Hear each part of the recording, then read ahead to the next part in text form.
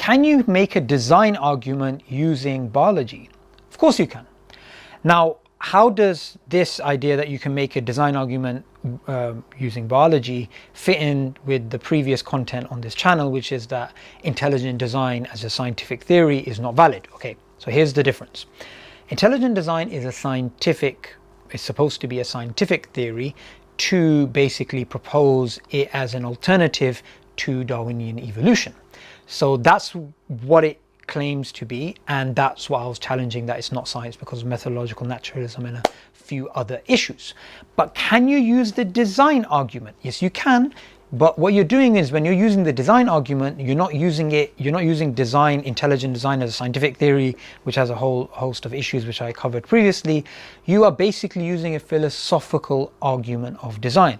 So from that perspective, you can have design. So you can look at any particular organism, any particular part of an organism, and say, look, there's clear indication of design here, there's clear indication of intentionality here, there's clear indication of purpose here, and so on and so forth.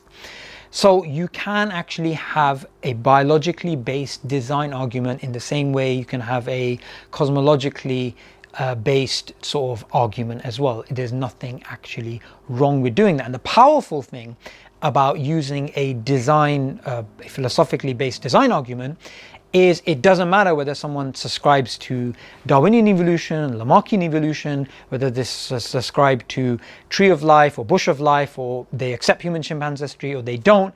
It becomes totally irrelevant from a design perspective. Even if somebody happens to believe that Darwinian evolution is like the only model out there and is like as close to truth as it can be, the design argument would still actually be valid.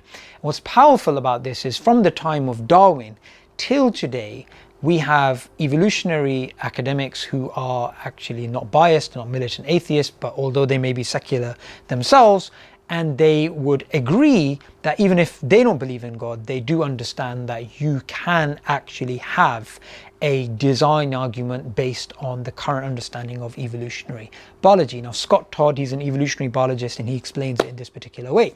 He says, look, even if all the data points to an intelligent designer, such a hypothesis is excluded from science because it's not naturalistic. So that's the first part of what he's saying. So that makes sense from the perspective of methodological naturalism, that whatever the data says, then they can't invoke something supernatural. However, he goes on to say that the scientist as an individual can embrace a reality that's beyond naturalism. And that's precisely the point, that you can be somebody who accepts it as a valid model, you accept methodological naturalism, but outside of that, you do actually believe there's a creator behind all of this. So I hope in this video you've understood you can actually have a very powerful, cogent, coherent design argument without intelligent design as a scientific theory.